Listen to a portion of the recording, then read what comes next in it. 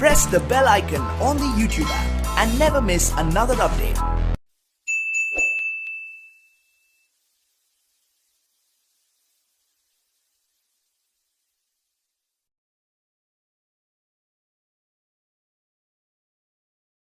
بسم اللہ الرحمن الرحیم۔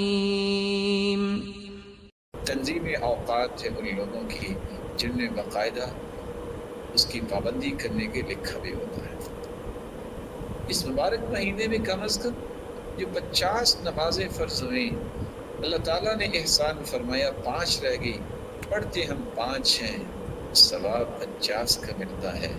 کم از کم اس مبارک مہینے میں 50 رکھتے تو ہمیں پڑھنی چاہیے۔ آپ سوچ رہے ہوں گے کہ 50 رکھتے کیسے؟ 5 نمازوں کے فرائض انسان 17 ادا کرتا ہے، 2 فجر کے، 4 ظہر کے، 4 عصر کے، 3 مغرب کے اور 4 عشاء کے۔ اور رسول اکرم صلی اللہ علیہ وسلم نے فرمایا ہے من صلی 12 رکعہ فی یوم و لیلہ بنی لہ بیت فی الجنہ، جو 12 رکعتیں پڑھ لیتا ہے دن رات میں، رب تعالیٰ اس کا جنت میں گھر بنوا دیتے ہیں۔ اور وہ 12 رکعتیں کیسے ہیں؟ 4 ظہر سے پہلے، 2 ظہر کے بعد، 2 مغرب کے بعد، 2 عشاء کے بعد اور 2 فجر کی نماز سے پہلے۔ یہ 17 اور 12 یہ 29 رکعتیں بنتی ہیں۔ اور اس مبارک مہینے میں چونکہ قیام اللیل بھی ہوگا اور جس کا تذکرہ ہم تھوڑی دیر کے بعد انشاءاللہ کریں گے، لیکن 8 رکعتوں کی اگر پابندی کر لی جائے، یہ 29 اور 8 یہ 37 رکعتیں بنتی ہیں، اور 3 وتر پڑھے جائیں تو یہ 40 رکعتیں بنتی ہیں۔ اور کس قدر خوش نصیب ہے وہ انسان کہ آج پریشانی ان لوگوں کو ہوتی ہے جن کو دین کی سمجھ نہیں ہوتی کہ جی دیکھیے بیت اللہ بند ہو گیا، اب کیسے رمضان میں عمرہ کریں گے، کیسے حج ہوگا۔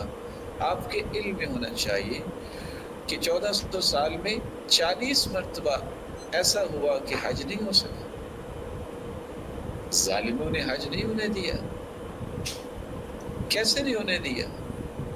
کہ جب وہ کرامتہ نے بیت اللہ پہ حملہ کیا، وہ تو ہجری اسود بھی اکھاڑ کے لے گئے تھے۔ 22 سال تک لوگ طواف کرتے رہے بغیر ہجری اسود کے، اور اس نے تو 30,000 حاجیوں کو قتل کر کے زمزم کے کنویں میں پھینک دیا تھا۔ اور نعوذ باللہ من ذالک کہتا تھا، کون کہتا ہے من دخلہ کان آمنا، بلاؤ اپنے رب کو، والعیاذ باللہ۔ تو اس لیے لوگوں کی باتوں کے پیچھے نہیں لگنا چاہیے۔ جس کا سچا ایمان ہے اور اس کا علم جو ہے وہ قوت والا ہے، وہ جس جگہ بھی موجود ہے وہاں بھی اجر ضرور لے سکتا ہے۔ رسول اللہ صلی اللہ علیہ وسلم نے فرمایا من صلی الفجر فی جماعہ ثم قعد یذکر اللہ عز وجل حتى تطلع الشمس ثم صلى ركعتين كانت له كأجر حجة وعمرة تامة تامة تامة۔ جب فجر کی نماز پڑھتا ہے جماعت کے ساتھ، پھر اللہ کے ذکر میں مشغول ہوتا ہے، سورج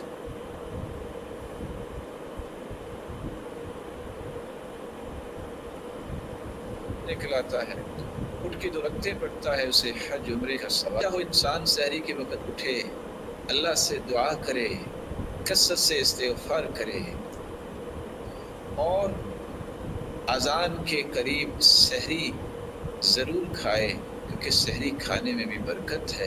ان فی السحور البرکہ، اللہ نے اس میں برکت رکھی ہے، اس کو مبارک کھانا کہا ہے۔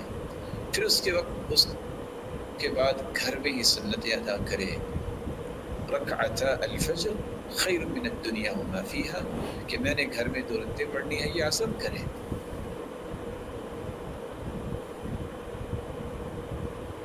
اور دنیا میں مشغول ہو جائے، اور عادت بنائے کہ میں نے اشراق پڑھ کے اٹھنا ہے۔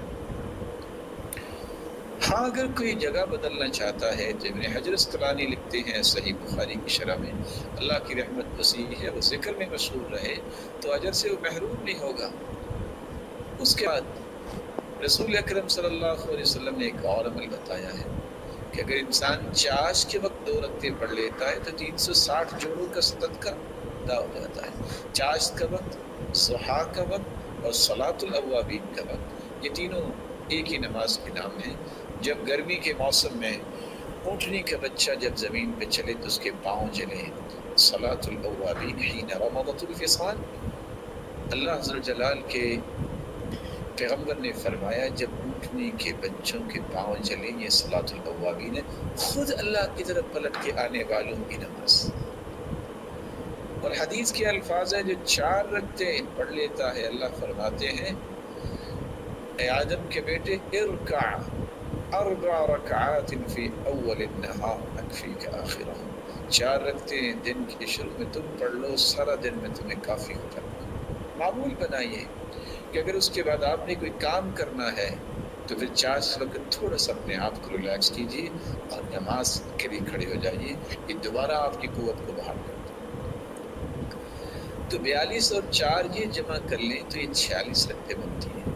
ہم ویسے تو ظہر سے پہلے 4 رکعتیں اور ظہر کے بعد 2 پڑھتے ہیں، لیکن اگر 2 کا اضافہ یہاں بھی کر لیا جائے، من صلی 4 قبل الظہر و4 بعدها حرمہ اللہ علی النار، جو 4 پہلے ظہر سے اور 4 بعد میں پڑھ لے رب تعالیٰ اس بندے کو آگ پہ حرام قرار دے دیتا۔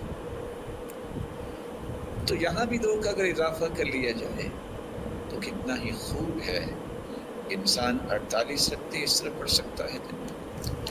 اور پھر رسول اکرم صلی اللہ علیہ وسلم نے تو یہ بھی فرمایا رحم اللہ امرأ صلی قبل العصر 4، جو عصر سے پہلے 4 رکعتیں پڑھ لیتا ہے اللہ تعالیٰ کی رحمت کی برکھا اس پہ برستی ہے۔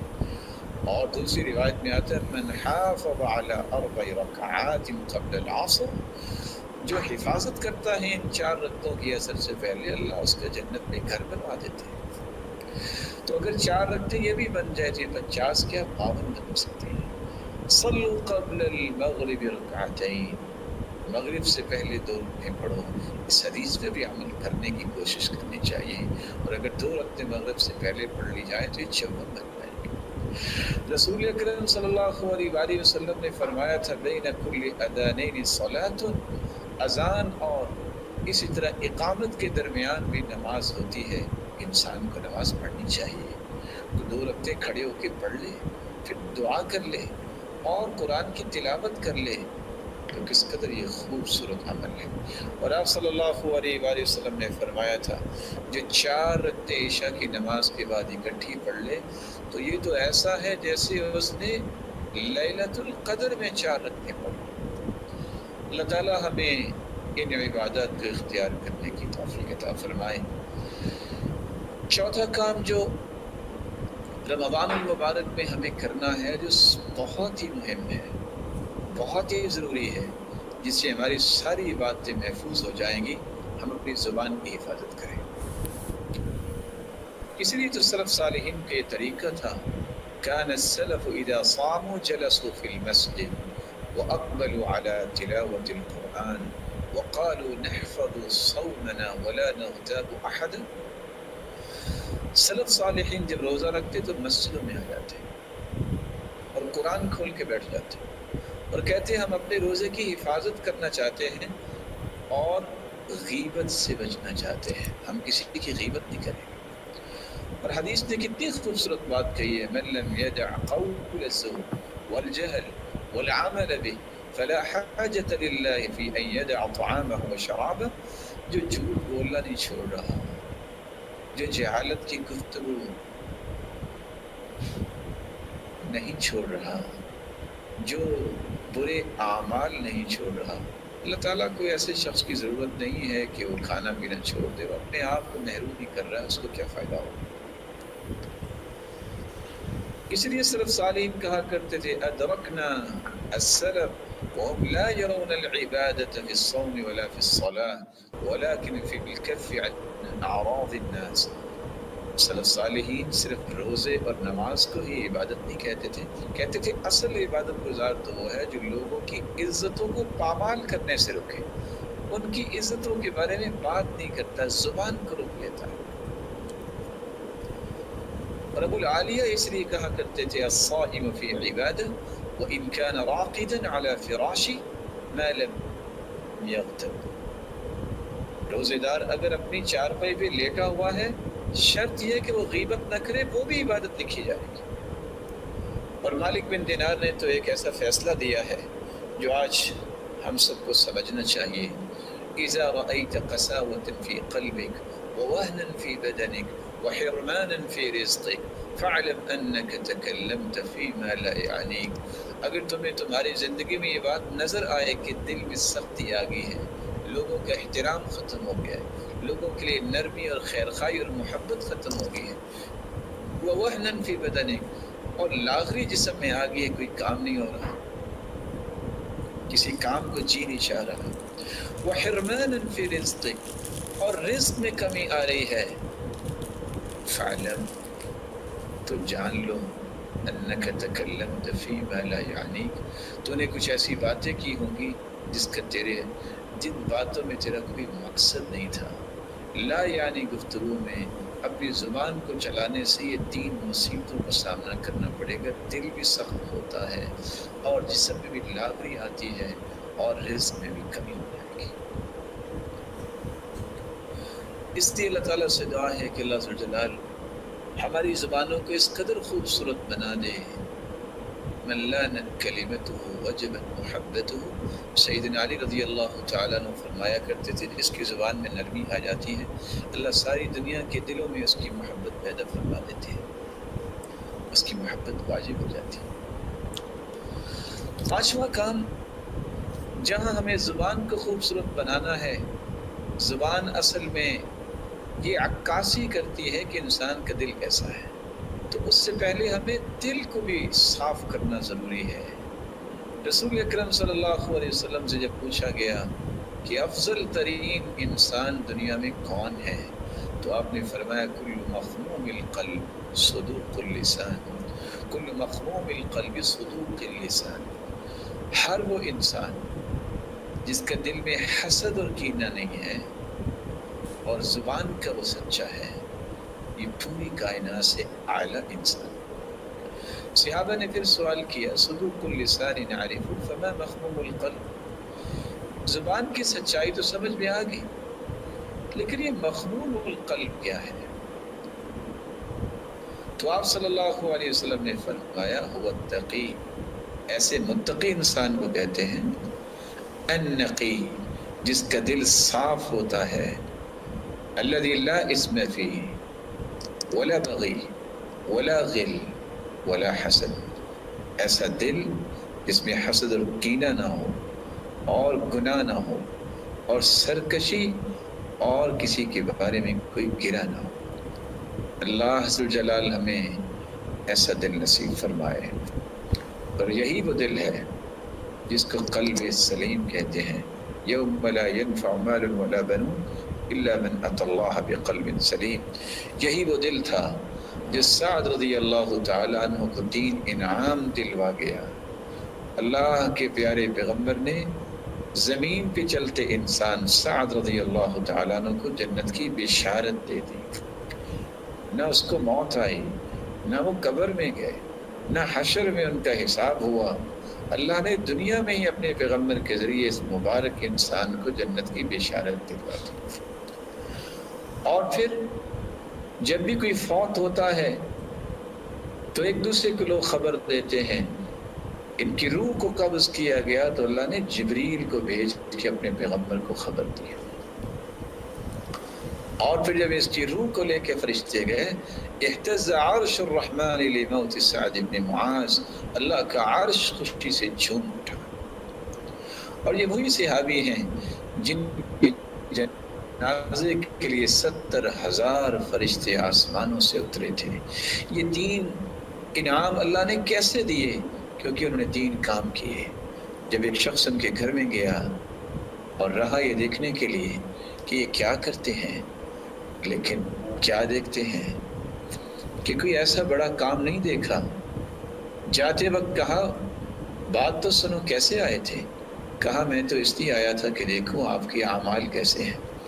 تو انہوں نے کہا آؤ میں تمہیں ایک بات بتاتا ہوں، لا اجد فی نفسی لأحد من المسلمین غشا، میرے دل میں کسی مسلمان کے بارے میں دھوکہ نہیں آیا، ولا احسد احدا علی خیر اعطاه اللہ ایاہ، میں نے آج تک کسی کے ساتھ حسد نہیں کی. اور دوسری روایت میں آتا ہے وَلَيْسَ فِي قَلْبِي غِمْرٌ، میرے دل میں کسی کے بارے میں کوئی گرا نہیں ہے. اللہ عز و جلال ہمارے دلوں کو بھی ایسا بنا دے اس میں کسی کے بارے میں کوئی حسد نہ ہو، کسی کے بارے میں کوئی کینہ نہ ہو، کوئی بغض اور عداوت نہ ہو، اور نہ ہی کوئی گرا ہو. فضیل ابن عیاض رحمہ اللہ تعالی فرمایا کرتے تھے لم يدرك من عندنا من أدرك بكثرة الصيام ولا صلاة وإنما أدرك بسخاء الأنفس وسلامة الصدر والنصح للأمة. سلف صالحین کو اللہ نے یہ برکتیں کیوں دی جو آج روزے رکھ کے تہجدیں پڑھ کے بھی ہمیں نہیں ملتی؟ کیونکہ وہ دل کے سخی ہوتے، ان کے سینے بہت پیارے ہوتے، دل بہت خوبصورت ہوتے، اور وہ دنیا کے لیے خیر خواہ ہوتے، اور پوری امت کے ساتھ انہیں خیر خواہی کی. سفیان بن دینار کہتے ہیں میں نے ابھی بشر سے ایک دن سوال کیا، اچھا یہ تو بتاؤ پہلے لوگ عمل تو تھوڑا کرتے تھے لیکن ان کو اجر بہت ملتا، وجہ کیا ہے؟ تو انہوں نے کہا لیست العبرۃ بکثرۃ صلاتہم ولا صیامہم ولا صدقاتہم، نہ تو انہوں نے زیادہ روزے رکھے نفلی، نہ عبادتیں کی، نہ صدقات دیے. اصل میں بات یہ ہے لسلامت صدورہم، ان کے سینے سلامت تھے ہر قسم کی اس طرح کی آلائشوں سے. اس مبارک مہینے میں چھٹا کام جو کرنا ہے وہ قرآن مجید کی تلاوت ہے. یہ شہر القرآن ہے، یہ شہر القرآن ہے، یہ قرآن کا مہینہ ہے، اسے قرآن کا مہینہ ہی بنانا چاہیے. کس طرح صحابی نے سوال کیا تھا میں قرآن کتنی دیر میں ختم کروں؟ آپ نے فرمایا 40 دنوں میں، پھر 30 دن میں، پھر 25 میں، پھر 20 میں، پھر 15 میں، پھر 10 دن میں، پھر 7 دن میں. پھر آپ نے فرمایا اگر تمہاری طاقت ہے تو تم 3 دن میں بھی ختم کر سکتے ہو. اقرأ القرآن فی 3 ان استطعت، صحیح الجامع کی روایت ہے 1155. اگر تمہاری ہمت ہے تو 3 دن میں بھی قرآن تم ختم کر سکتے ہو. عمر بن قیس کا طریقہ یہ تھا رحمہ اللہ، اذا دخل شعبان جب داخل ہوتا اغلق تجارتہ، اپنی تجارت کو کلوز کر دیتے. وتفرغ لقراءة القرآن، اور قرآن مجید کی تلاوت کے لیے اپنے آپ کو فارغ کر لیتے. اور ساتھ کہا کرتے تھے طوبى لمن اصلح نفسه قبل رمضان، خوش نصیب ہے وہ شخص جو رمضان المبارک سے پہلے قرآن سے اپنے نفس کی تہذیب کر لیتا ہے، اس کو خوبصورت بنا لیتا ہے. اور امام زہری رحمۃ اللہ علیہ کا طریقہ یہ تھا اذا دخل رمضان، جب رمضان شروع ہوتا قال فإنما هو تلاوة القرآن وإطعام الطعام، اس مہینے میں 2 کام ہی ہوں گے، ایک قرآن پڑھنا ہے اور ایک لوگوں کو زیادہ سے زیادہ کھانا کھلانا ہے. امام مالک رحمۃ اللہ علیہ کا طریقہ یہ تھا اذا دخل رمضان يفر من قراءة الحديث ومجالسة أهل العلم، کہ وہ رمضان المبارک میں حدیث پڑھنے اور اہل علم کی مجلسوں سے بھی الگ ہو جاتے. وَأَقْبَلَ عَلَى تِلَاوَةِ الْقُرْآنِ مِنَ الْمُصْحَفِ، اور قرآن مجید کھول کے تلاوت کرنے میں اپنے آپ کو لگا لیتے. 7واں کام، جس طرح یہ شہر القرآن ہے یہ شہر القیام بھی ہے. رمضان کا قیام سنت کے مطابق کیا جائے. من قام رمضان ایمانا واحتسابا غفر له ما تقدم من ذنبه، جو اللہ کی رضا کے لیے، اس کو راضی کرنے کے لیے، اجر و ثواب کے لیے قیام کرتا ہے، اس کی زندگی کے سارے گناہوں کو اللہ معاف کر دیتے. 10 آیتیں بھی اللہ کے سامنے کھڑے ہو کے کوئی پڑھ لے لم یکتب من الغافلین، اللہ غافل سے اس کا نام کاٹ دیتے ہیں. ما كان رسول الله صلى الله عليه وسلم يزيد في رمضان ولا في غيره على 11 ركعة.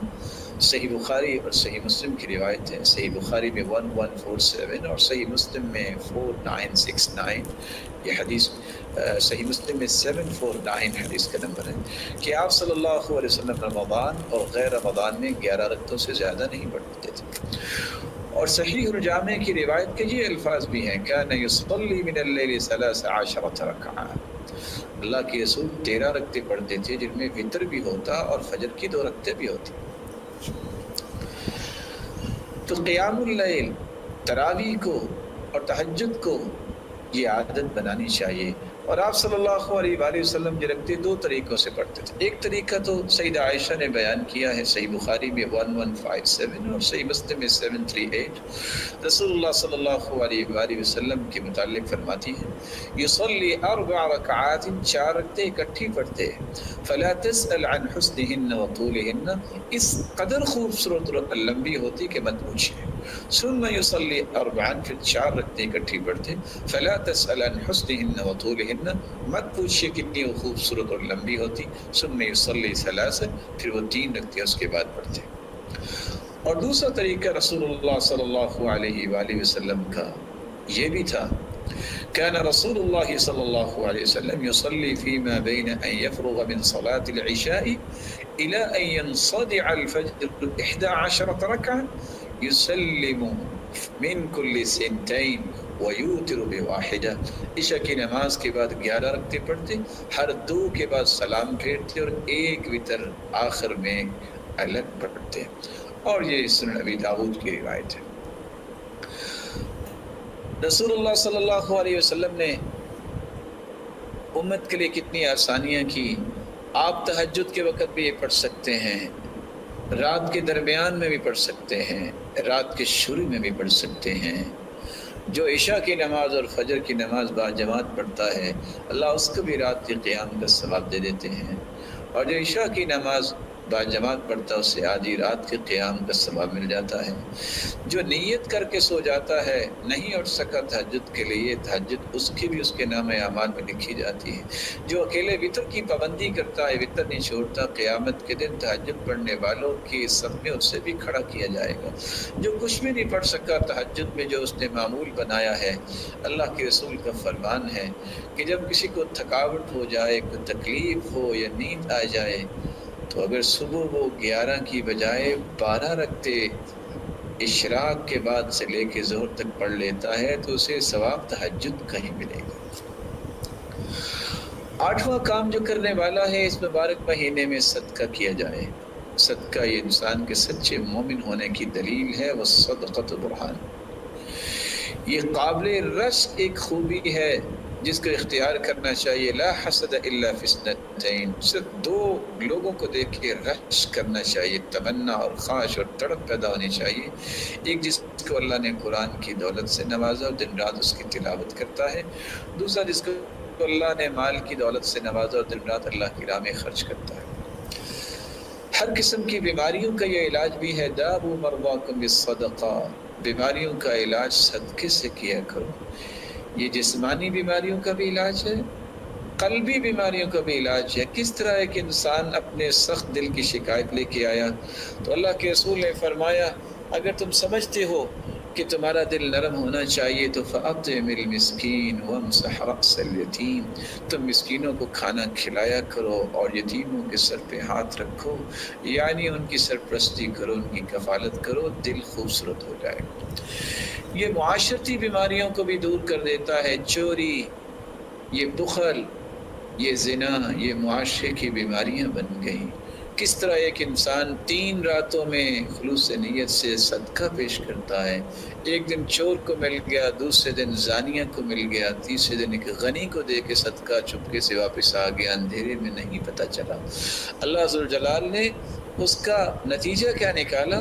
ایک تو خوشخبری دی کہ تیرے 3 دنوں میں 3 راتوں میں کیے گئے صدقے کو قبول کیا گیا ہے، اور تیرے صدقے کے مال سے چور نے آئندہ سے چوری سے توبہ کر لی ہے، زانیہ نے اپنی اس بدکاری سے توبہ کر لی ہے، اور یہ امیر تھا تو امیر لیکن بہت بخیل تھا، اس نے بھی خرچ کرنا شروع کر دیا. ہر قسم کے فتنوں کا بھی یہ علاج ہے. دنیا میں ان گن فتنے موجود ہیں. فتنۃ الرجل فی اہلہ ومالہ ونفسہ وولدہ وجارہ، کسی انسان کی اپنی ذات میں فتنہ ہے، اہل و عیال میں فتنہ ہے، اس کے مال میں فتنہ ہے، اور اس کی اولاد میں فتنہ ہے، اس کے پڑوسی میں فتنہ ہے. ان ساروں فتنوں کو دور کرنے کے لیے نماز، روزہ اور صدقہ اور نیکی کا حکم کرنا اور برائی سے منع کرنا یہ تمام فتنوں کو دور کرنے کا علاج ہے۔ ان الصدقہ لتطفئ الخطیئہ کما تطفئ الماء النار، کما یطفئ الماء النار، پانی ڈالنے سے آگ ختم ہوتی ہے، صدقہ کرنے سے سارے گناہ ختم ہو جاتے ہیں، اور اللہ ذوالجلال کا غصہ بھی ٹھنڈا ہوتا ہے۔ الصدقہ تطفئ غضب الرب، اللہ کے غصے کو صدقہ ٹھنڈا کر دیتا ہے۔ وتدفع میتۃ السوء، اور بری موت سے اللہ ذوالجلال محفوظ فرما دیتے ہیں، بلکہ قبر کی گرمی سے بھی محفوظ فرماتی ہیں۔ الصدقہ لتطفئ عن اہلها حر القبور، یہ قبر کی گرمی کی شدت کو اور حدت کو ختم کر دینے والا صدقہ ہے، بلکہ عرش الہی کا سایہ نصیب فرما دے گا۔ ورجل تصدق بصدقة فأخفاها حتى لا تعلم شماله ما تنفق يمينه، ایسا صدقہ جو اللہ کی رضا کے لیے چھپا کے کرتا ہے، دائیں ہاتھ سے کرتا ہے، بائیں ہاتھ کو پتہ نہیں چلتا، اس کے نتیجے میں رب تعالیٰ اسے اپنے عرش کا سایہ نصیب فرمائیں گے۔ اتقوا النار ولو بشق تمرہ، کھجور کا ایک ٹکڑا دے کے بھی جہنم سے بچنا چاہتے ہو بچو۔ پتہ یہ چلا کہ معمولی سے صدقے سے بھی انسان جہنم سے بچ سکتا ہے۔ رسول اکرم صلی اللہ علیہ وسلم کا طریقہ یہ تھا کہ رمضان میں وہ زیادہ صدقات اور زیادہ سخاوت کرتے، کالریح المرسلہ، جس طرح بھیجی ہوئی ہوائیں تمام گھروں تک پہنچتی ہیں، اللہ کے رسول کے مال کی خیر ہر جگہ پہنچتی تھی۔ ومن تصدق بعدل تمرہ، جو کھجور کے برابر صدقہ کرتا ہے، اللہ قیامت کے دن اسے پہاڑ بنا کے نام اعمال میں شامل کر دے۔ لیکن بندہ مومن صرف مال کا صدقہ ہی نہیں دیتا، کچھ 36 قسموں کا صدقہ حدیث میں آیا ہے۔ سبحان اللہ کہنا بھی صدقہ ہے، اللہ اکبر کہنا بھی صدقہ ہے، لا الہ الا اللہ کہنا بھی صدقہ ہے، نیکی کا حکم کرنا بھی صدقہ ہے، الحمدللہ کہنا بھی صدقہ ہے، جائز اور حلال طریقے سے انسان اپنی خواہش کو پورا کرتا ہے، یہ بھی صدقہ ہے، استغفر اللہ کہنا بھی صدقہ ہے، برائی سے منع کرنا بھی صدقہ ہے، راستے سے پتھر کانٹا اور ہڈی کو ہٹا دینا، راستہ صاف کر دینا بھی صدقہ ہے، کمزور نظر اور نابینے کو صحیح راستہ بتانا بھی صدقہ ہے، گونگے اور بہرے کو اس طرح بتانا کہ اس کو سمجھ آ جائے، یہ بھی صدقہ ہے، ناواقف کی رہنمائی کرنا بھی صدقہ ہے، مدد کے لیے پکارنے والے کی طرف دوڑ کے جانا بھی صدقہ ہے، ہر اچھی بات صدقہ ہے، کسی کو پانی پلانا صدقہ ہے، کسی حاجت مند کی مدد کرنا صدقہ ہے، راستے سے تکلیف دہ ہر چیز کو ہٹانا صدقہ ہے، ثواب کی نیت سے اپنی اولاد، اپنے گھر والوں، اپنے خادم پر خرچ کرنا صدقہ ہے، رشتہ داروں اور اقرباء پر خرچ کرنا صدقہ ہے، کسی کو مسکرا کے ملنا صدقہ ہے، اپنے ڈول سے کسی بھائی کو پانی دینا صدقہ ہے، اور 3 دن سے زیادہ مہمان نوازی کرنا صدقہ ہے، کچھ نہیں ہو سکتا تو اپنے آپ کو محفوظ کر لے، کسی کو نقصان نہ دینا، یہ بھی صدقہ ہے، 2 لوگوں کے درمیان سلوک کروانا صدقہ ہے، کسی کو اپنی سواری کے ساتھ بٹھا لینا، یہ بھی صدقہ ہے، نماز کے لیے پیدل چل کے جانا، ہر قدم صدقہ بن جاتا ہے، اسی طرح روزہ اور حج یہ بھی صدقہ ہے، کسی کو قرض دینا صدقہ ہے، اور کسی مقروض اور تنگ دست کی مدد کرنا صدقہ ہے، تہجد کی نیت سے سونا، نیت کر کے سونا، یہ بھی صدقہ ہے۔ اللہ عز و جلال کے پیغمبر کے صحابی کہتے ہیں، اللہ کے رسول میں بھی صدقہ کرنا چاہتا ہوں، مجھے کوئی گالی دے، مجھے کوئی طعنہ دے، میں اپنی عزت کا صدقہ کرتا ہوں، میں ناراض نہیں ہوں گا، یہ بھی کتنا خوبصورت صدقہ ہے۔ تو ان تمام قسم کے صدقات کو اس مبارک مہینے میں خرچ کیجئے، استعمال کیجئے، اختیار کیجئے۔ 9واں عمل جو اس مبارک مہینے میں ہمیں کرنا چاہیے، خیر خواہی اور ہمدردی کو اپنا شعار بنانا چاہیے۔ رسول اکرم صلی اللہ علیہ وآلہ وسلم سے سوال کیا گیا کہ سب سے بہترین لوگ کون ہیں اور اللہ کے محبوب کون ہیں، تو آپ نے فرمایا احب الناس الی اللہ انفعهم للناس، جو زیادہ لوگوں کے لیے نفع مند ہوتے ہیں وہ اللہ کے زیادہ محبوب ہوتے ہیں۔ پھر پوچھا گیا کہ سب سے محبوب عمل کون سا ہے، تو آپ نے فرمایا سرور تدخلہ علی مسلم، کسی کے دل میں خوشی پیدا کر دینا، او تکشف عنہ کربہ، اس سے کوئی مصیبت دور کر دینا، او تقضی عنہ دینا، اگر وہ مقروض ہے تو اس کے قرض کو ادا کر دینا، او تطرد عنہ جوعا، کسی کی بھوک دور کر دینا، اسے کھانا کھلانا، اور کسی کے ساتھ جا کے اس کا جائز کام کروا دینا، اس کا اتنا اجر ہے کہ مسجد نبوی میں 1 مہینہ اعتکاف سے بھی زیادہ محبوب عمل۔ اللہ عز و جلال سے دعا ہے، اللہ عز و جلال ہمیں ایمان کی حالت میں رمضان کا مبارک مہینہ نصیب فرمائے، اور پھر اس مبارک مہینے کی لذتوں اور راحتوں اور برکتوں کو سمیٹنے کی توفیق بھی عطا فرمائے، اور ہمیں ان لوگوں کی صف میں شامل فرمائے جو رمضان مبارک کو اس کیفیت میں گزاریں جن سے اللہ راضی ہو کے انہیں جنت کی نوید سنا دے۔ اور اللہ عز و جلال سے دعا یہ ہے کہ الہ العالمین امت پہ آئی ہوئی مصیبت کو دور فرما دے، اور ہر قسم کی وبا اور بلا سے ہر ایک کو محفوظ فرما دے۔ مولا کریم، جن لوگوں نے قرآن مجید کو مکمل کیا ہے، کتنے خوبصورت وہ لمحات ہیں کہ جب انسان کسی مقصد کی تکمیل کر رہا ہوتا ہے۔ الہ العالمین جنہوں نے قرآن مجید کا ترجمہ، تفسیر اور اسی طرح قرآن مجید کے دیگر پہلوؤں کو مکمل کیا ہے، مولا کریم یہ سیکھنا اور سکھانا ہم سب کے لیے توشہ آخرت بنا دے۔